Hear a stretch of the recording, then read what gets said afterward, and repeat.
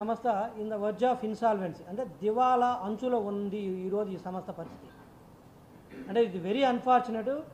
ఈ సంస్థ చైర్మన్గా నేను ఆ మాట చెప్పడానికి కూడా బాధ ఉంది, కానీ తప్పదు. ఎందుకంటే ఈరోజున్న పరిస్థితి తెలియాలి కాబట్టి చెప్పాల్సి వస్తుంది. వాస్తవంగా చెప్పాలంటే ఈరోజు ఈ సంస్థ ఏంటంటే దివాలా అంచులో ఉంది. 2019కి బ్రహ్మాండంగా ప్రోగ్రెసివ్లోకి రావాల్సినటువంటి సంస్థ ఆ రోజున్న ఇన్ఫ్రాస్ట్రక్చర్కి ఎస్టాబ్లిష్ చేసిన సిస్టమ్స్ కావచ్చు, మిగతా అన్నీ చూస్తే పెరగాల్సిన సంస్థ ఈరోజు దివాలా అంచులోకి వచ్చింది. ఇది ఒక అంశం.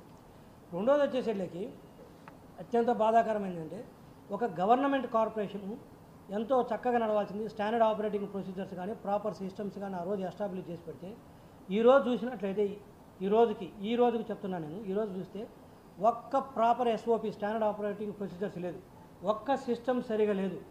కిరాణా కొట్టు వాళ్ళన్నా కూడా బ్రహ్మాండంగా నడుపుతారు. కనీసం సాయంత్రానికి ఒక లెక్క ఉంటుంది, ఇదిగో ఇంత వచ్చింది ఇంత పోయింది ఇంత బ్యాంకులో డిపాజిట్ చేసామని ఒక లెక్క ఉంటుంది. కిరాణా కొట్టు కంటే కూడా దారుణంగా నడిపారు ఈ సంవత్సరం, లాస్ట్ 5 సంవత్సరాలు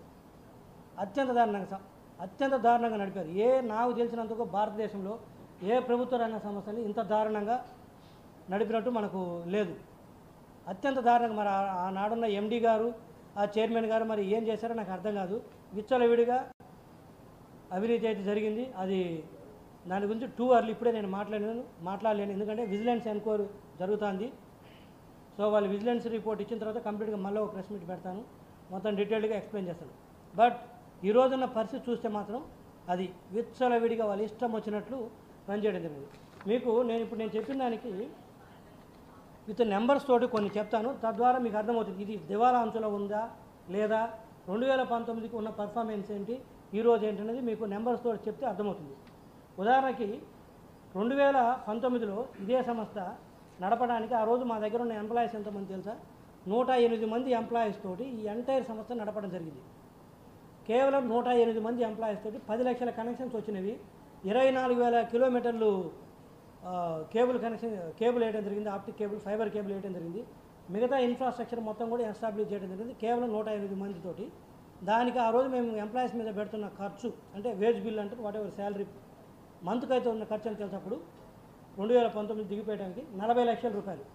108 మంది ఎంప్లాయీస్ తోటి 40 లక్షలు మంత్లీ శాలరీస్ తోటి నడిపిన మా సంస్థని. అప్పుడు 10 లక్షల కనెక్షన్స్ బ్రహ్మాండంగా ఇంటర్నెట్ సేవలో కానీ ఎటువంటి అంతరాయం ఉండేది కాదు. ఏదైనా ఒకటువంటి సమస్యలు వచ్చినా కూడా నిమిషాల్లో సాల్వ్ అయ్యేది. కానీ ఈరోజు పరిస్థితి ఏంటంటే మరి కనెక్షన్స్ 5 లక్షల నుంచి 10 లక్షల నుంచి 5 లక్షలు పడిపోయినాయి కదా. అంటే ఎక్కడ కూడా ఇందాక నేను చెప్పాను సంస్థ దివాలా అంచులోకి వచ్చింది. 10 లక్షలు ఉన్న కనెక్షన్స్ 5 లక్షలకు పడిపోయినాయి. ఎక్కడికెక్కడ కేబుల్లు తీసుకెళ్ళిపోయారు. సరే అదంతా థెఫ్ట్ ఫ్రాడ్ మన తర్వాత మాట్లాడతాం. అయితే ఈరోజు ఎంప్లాయీస్ ఎంతమంది ఉంది తెలుసా? వీళ్ళు గవర్నమెంట్ మారడానికి 1363 మంది. ఆ రోజు 2019లో 108 మంది ఎంప్లాయీస్ ఉంటే ఈరోజు 1363 మంది ఎంప్లాయీస్ తోటి నెలకు 4 కోట్ల శాలరీస్. మేము ఆ రోజు ఇచ్చింది 40 లక్షలు. 108 మంది ఎంప్లాయీస్కి 40 లక్షలు శాలరీస్ ఇస్తే ఈరోజు 1363 మందికి 4 కోట్ల శాలరీస్.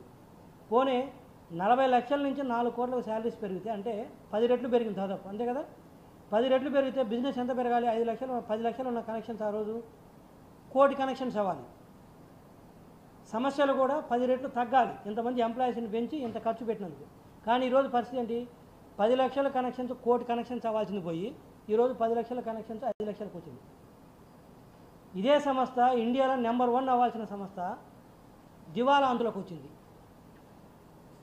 ఏది ఇంత ఖర్చు పెట్టి 1363 మంది ఎంప్లాయీస్ని పెట్టి 4 కోట్లు మంత్లీ శాలరీస్ ఇస్తూ దివాలా అంచులో చేసుకొచ్చారు. కనెక్షన్స్ పెరగలేదు. అన్నిటికీ మించి కేబుల్ ఆపరేటర్ని నిజంగా చిత్రహింసలకు గురి చేశారంటే కూడా ఇంకా మాటలు జరుపు. ఆ విధంగా హరాస్ చేశారు కేబుల్ ఆపరేటర్స్. ఎందుకు చెప్తున్నంటే ఎల్ఎంఓలు మేము ప్రిన్సిపల్ అయితే వాళ్ళు ఏజెంట్, మాకు వాళ్ళు రెవెన్యూ జనరేటర్స్ ఎంతో చక్కగా చూసుకోవాల్సిన కేబుల్ ఆపరేటర్స్ని కూడా చిత్రహింసలకు గురి చేశారు. వాళ్ళ దగ్గర డబ్బులు తీసుకున్నారంట, కనెక్షన్స్ ఇవ్వలేదు. అదేవిధంగా ఎవరు డబ్బులు ఎక్కువ ఇస్తే ఒక ఎల్ఎంఓ అంటారు, కేబుల్ ఆపరేటర్ అంటారు, వాళ్ళ దగ్గర నుంచి కనెక్షన్ తీసేయటము, వేరే వాళ్ళు డబ్బులు ఇస్తే వాళ్ళకి ఇచ్చేయటము, ఇటువంటి ప్రాక్టీసులు చేశారు. సో ఇంత ఖర్చు పెట్టి వీళ్ళు చేసింది అంటే దివాలా అంచుకు తీసుకొచ్చారు. ఇన్ని కోట్లు ఖర్చు పెట్టి జీతాలు ఇచ్చి, నేను చెప్పిన 4 కోట్ల సంవత్సరానికి కదా నెలకు వాళ్ళు ఇచ్చిన జీతాలు, మేము 40 లక్షల జీతాలు నెలకి ఇస్తే ఇలా 4 కోట్లు ఇచ్చారు. ఇది పరిస్థితి. రెండోది వచ్చేసరికి ఈరోజు అప్పులు కూడా చూస్తే 1262 కోట్ల రూపాయలు ఈరోజు అప్పు ఉంది ఈ సంస్థ మీద.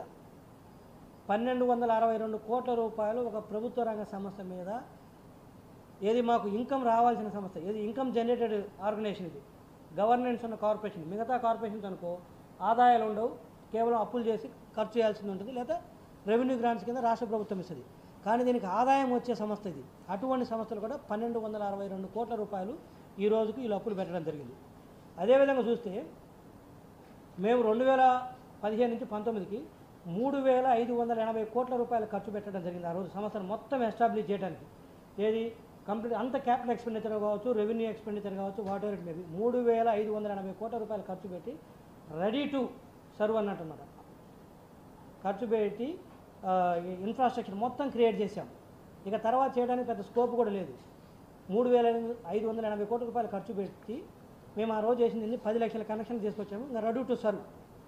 అయితే ఈ తర్వాత వీళ్ళు వచ్చి ఏం చేశారంటే, వీళ్ళు ఖర్చు పెట్టిన అది ఇందాక నేను చెప్పింది 3580 కోట్ల రూపాయలు మాకు వచ్చిన రిసీట్స్, అందులో మేము ఖర్చు పెట్టింది ఆ రోజు వచ్చేసరికి 3513 కోట్లు ఖర్చు పెట్టడం జరిగింది.